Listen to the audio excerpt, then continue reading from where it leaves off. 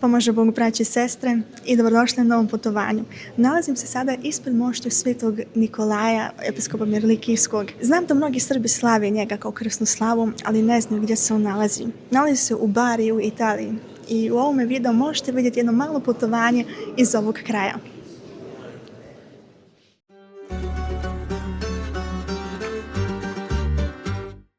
Letjeli smo iz Beča i taman kada smo došli u Bari smo prvo vidjeli ovu tvrđavu nazvanom Castello Svevo di Bari, koja potječe iz 12. vijeka.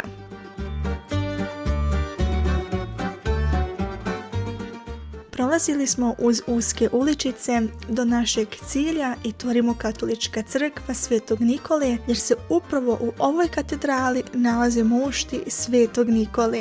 Ova katedrala je sagrađena u 11. vijeku iz tog razloga jer je u to doba jedan dio moštiju Svetog Nikole od strane mornara iz Barija, iz prvobitne crkve Svetog Nikole u Miri, današnja Turska, ukradene. To se je dogodilo uprkos otporu pravoslavnih monaha, navodno da bi ih zaštitilo osvajanja od strane Seldžuka. Nakon sporova sa Venecijom oko moštiju, Bari je prevladao i mošti su prenijeti u Bari 9. maja 1087. godine. U kripti ove katedrale se nalazi upravo mošti Svetog Nikole. Zbog velikog poštovanja pravoslavnih hrišćana prema Svetom Nikoli je sagrađen i pored jedan ikonostas gdje čak i pravoslavni sveštenici mogu da služe liturgiju na ovom mjestu. Nakon što smo se pomolili i očitali akati Svetom Nikoli, smo otišli do obale, prosto malo da se odmorimo.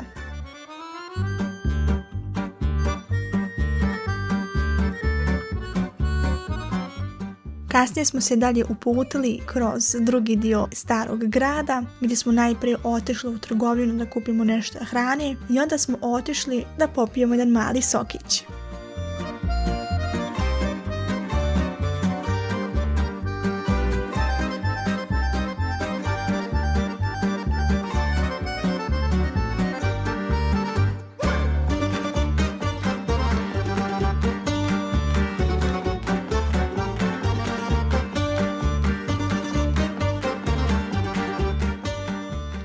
Već je drugi dan, nalazimo se u vozu, idemo prema Trani.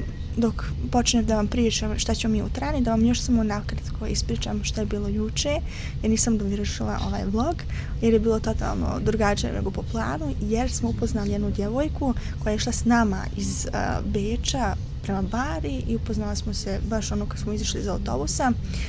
Naša je, tako da smo iskoristili vrijeme da provedemo nekoliko sati zajedno. Otišli smo u crkvu Svetog Nikole, kasnije malo do mora, onda smo šetali se po gradu i na kraju se tako i rastali.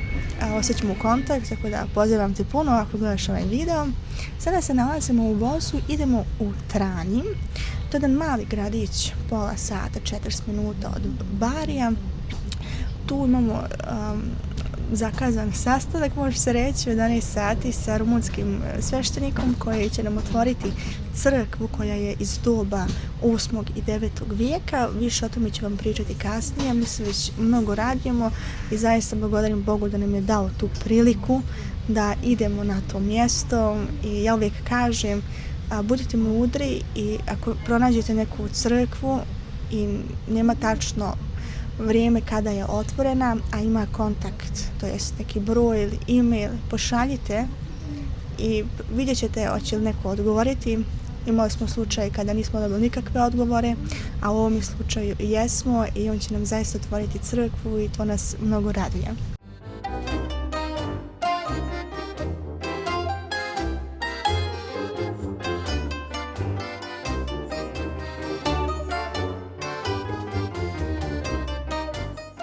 Kada smo došli konačno u Trani, smo se prvo uputili do luke. Dok smo se šetali kroz centar, mnogo nam se svidio ovaj gradić jer je veoma simpatičan.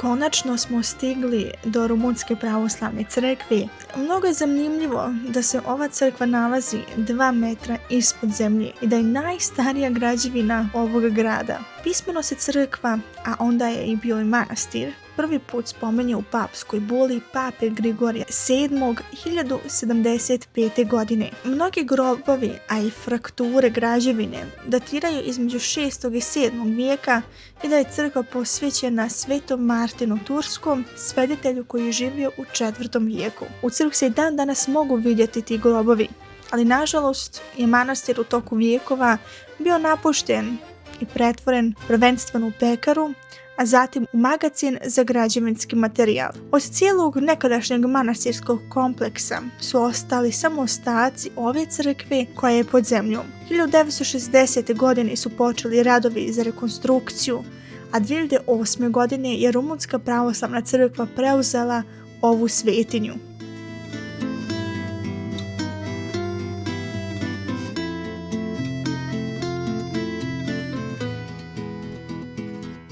Parohija je posvećena Svetom Klimentu episkopu rimskom, a zaštitnik ove crkve ostaje i dalje Sveti Martin Turski.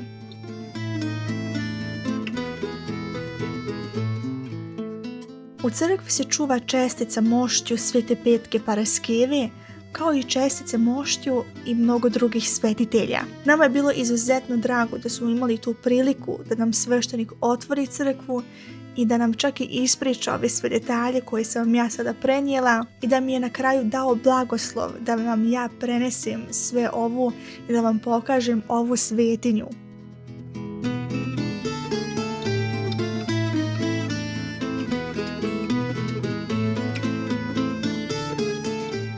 Za tolikim utiscima i blagodaću i blagodarnošću smo se vratili nazad u Bari i otišli smo prvo ponovo do Svetog Nikole da i njemu zahvalimo da nam je otvorio put da dođemo u Bari i da posjetimo sve što smo mogli da posjetimo ova 3 dana.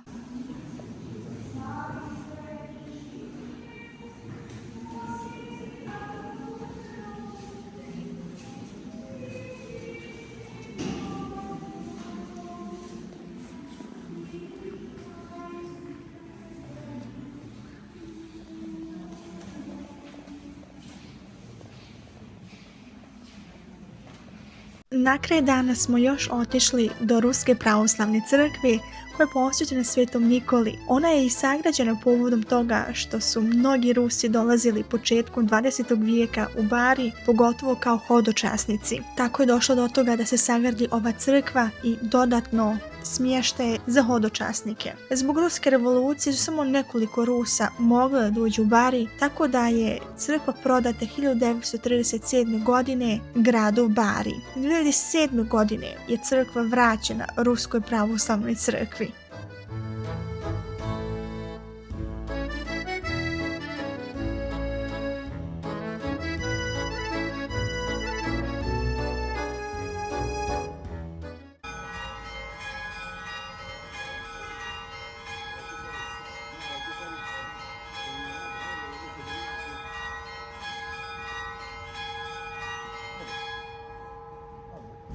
Drugog dana smo došli još i na liturgiju i nakon liturgije smo se dalje uputili prema aerodromu gdje smo čekali na naš let nazad za Beč. Iako je bilo kratko putovanje, zaista sam osjećala veliku blagodat. Nadam se da sam vam to mogla prenijeti u ovome videu, a mi se vidimo u sljedećem putovanju.